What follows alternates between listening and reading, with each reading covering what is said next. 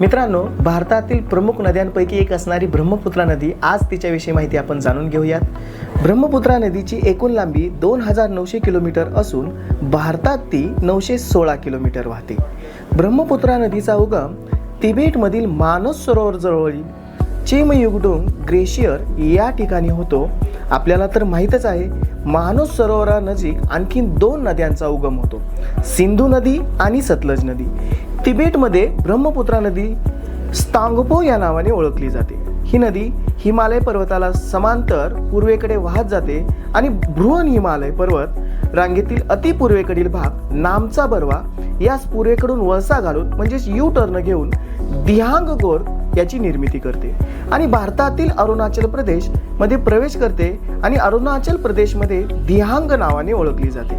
पुढे अरुणाचल प्रदेशातील पासीघाट मधून मैदानी प्रदेशात प्रवेश करते आणि पुढे ब्रह्मपुत्रा या नावाने आसाम राज्यात प्रवेश करते. अरुणाचल प्रदेश व आसाम यांच्या सीमेवरची उपनदी लोहित नदी येऊन त्याला मिळते.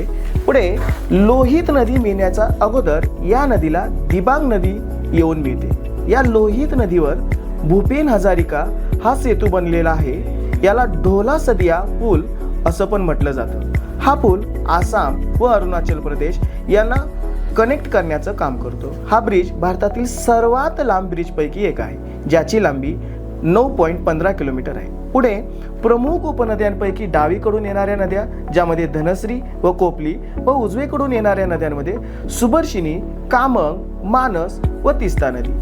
आसाममध्ये ब्रह्मपुत्रा नदीवर एक बेट आहे, माजुली बेट, जे जगातील सर्वात मोठ्या नदी बेटापैकी एक आहे. मित्रांनो, हे एवढे मोठे बेट आहे की आसाममधील एक जिल्ह्यामध्ये समाविष्ट होते.